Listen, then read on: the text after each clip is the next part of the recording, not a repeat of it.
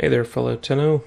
I have made previously a Calda Toroid farming video, and I've realized that I've used some of the wrong things, meaning the wrong warframe itself is not great for farming. There are several great warframes for farming. One would be my or a Nekros. Another one would be Hydroid. Ivara could steal things, but she's not great for farming quickly. So Nekros can actually spawn for me 7 helpers that die eventually, but you can resurrect their health status. This particular one, I'm going to show you my build real quick before we go in to farm Calda Toroids. I like those the best, really, because they're easy and a lot, and the enemies, the way I do it, never stop spawning, so it's really good. So basically, this here, my Nekros is with Umbra mods. We have health conversion to give him that extra armor constantly. I mean, it's almost a must. Then we have prime continuity, which decreases the health depletion of the helpers that you'll get. Then we have the adaptation, which means that you'll actually not get as much damage, and it stacks up to 90% chance every 20 seconds when you get hit, so there's a 10% chance of that. So this is great. Despoil, so it doesn't use your energy. Umbra Intensify, just to give them a little bit more oomph and power, and that actually increases also your Umbra Vitality, and having all 3 mods together really helps out. So if I would remove one, all these other mods would go down as well in stats. Stretch, just to give it a little more circumference, and here you could have used something else, but I mean, Steel Charge is rank 9, meaning it's going to give you 18 more, so you'll actually have more capacity to actually fill here, but it's still not enough for me to add another mod here. Then I have a barrier, Arcane Barrier, which actually allows you to have instant restore of shields, 4% chance, but anytime anybody shoots you or anything at all, so it's actually really good, even though it's 4%. Then I have Arcane Guardian, which actually gives you even more armor, so he's pretty tanky. For any kind of farming, including Kuva or anything like that, you definitely want to use a Kavat, or your cat, and here she does not need to attack anything. It's set under Kuva. I mean, she just has to protect herself by making a decoy. Especially, definitely get a tech enhance. This one really just increases the time that you have for a particular charm that you're looking for. What is charm? Here, charm is basically luck that the cat bestows upon you to get double affinity, which in that case will be normally, I think it's like 120 or 130, and here it's 160 or 155, something like this, seconds, that you'll get double the resources, double the affinity. So you definitely want to have this mod with charm. It's a must-have. It's really, really good. Also, I carry always my Ingus, because I think this flamethrower is really good. I have several mods for I mean, Rivens. I think that for Corpus, magnetic is the best, and heat is just what the flamethrower does. So magnetic you'll get with cold as well as electricity, and my Riven itself is actually just fire rate, cold, and damage. I have a couple other ones like critical chance and damage, but negative fire rate. I'm messing around a little bit left and right here, but I won't be using this particular gun too often. What I really, really, really like is actually the Catch Moon that I have, and the Catch Moon itself has the Pack Seeker arcane on it. What does it do? Whenever you land a headshot, 4 projectiles come out of that enemy's head, and seeking other enemy heads. So it's that's ridiculous. It's really good. My mod here I think is particularly good. I have a critical damage, critical chance, negative reload speed is not great, but it's also not bad. And it's definitely, I was lucky having it right away, no rolls on it whatsoever. And then I have my multi-shot. We have our lethal torrent, which also has multi-shot. I'm using the primed heat and convulsion for electricity, and then a little bit more crit chance and critical damage and hornet strike. So this particular gun actually does really do above 100,000 damage each hit. You'll see that in the orange and red crits in a second. So without further ado, I'm gonna go on.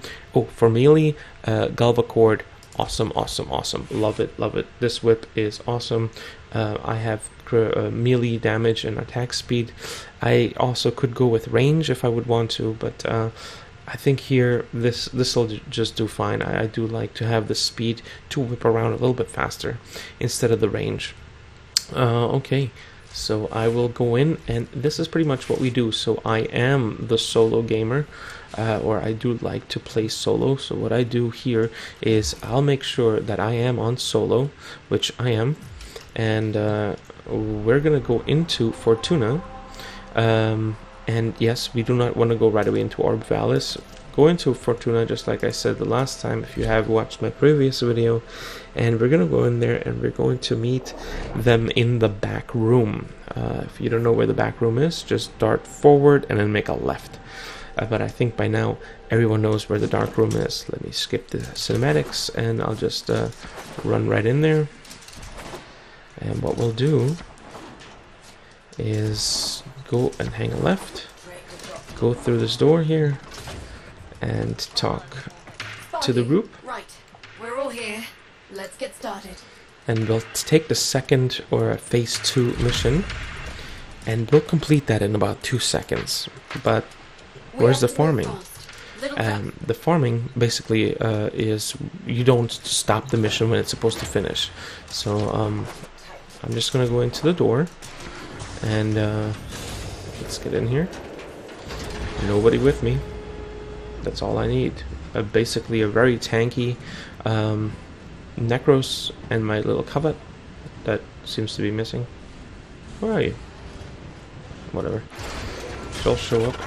There she is. And I got energy boost. Do you guys see that? So that's one charm that she gives. Now I can use energy as much as I want to, in case you don't know. Alright. So the mission started. And I'm going to go right away here, and I will already start my desecrate, and I'll start the mission. Here, just basically get the key afterwards, and that's really what we just want to get this mission 99% done about that. Most people know this already. Now I will just kill these 3 professors in these rooms. Once you do this a couple times, you know exactly where to go. Each passkey is held by a corpus director. So at some point the professor will come here, or director, and I'm just gonna switching my weapon. Ooh, I got something nice. And sorry if this is a little bit fast play or so, but basically you're killing the first professor, you follow the marker to go to the second professor, which is right here. And I'm sorry, I'll slow down the video maybe a little bit in a second, just to show you the crits that I do get, which are a lot. And that swirling red thing around my body is actually the health conversion already. And yes, my catch wound is really good here, and you will see that even more in action. I'm trying not to make this too long of a video, but I was planning to stay here about 20 minutes. So here I'm just going to go to these last 2 guys. Also, what I have, you see this? This is actually Magus Lockdown, where they actually stand still for a little bit. Didn't go too low right now. Just a second. Just let me get rid of them with my Galva Cord. and as you can see, they're pretty much down. Well, no, there's one more. There you are. Okay, now he's down. Alright, let me activate. Now, in a second, this is the final part, really having this little key with you. You don't have to hold it, but it's okay. So I'm going to go ahead and start and get my guys running. So once I'm out here a little bit more comfortable, because you can see my health going down a little bit, I'm going to get them out here. And I also have Magus Elevate, which actually gives me, whenever I leave and come back, a little bit more health. Now I have over 1,000 again, and now we can really start farming. I have my helpers, so they're out there. You can see their health depleting. Maybe you can see that. Their health is kind of like depleting here. But see, there's a bunch of enemies already, and I am not really dying too much. And now we're starting to farm. You do not go to the exit, because right now, that yellow is the exit. Don't go there.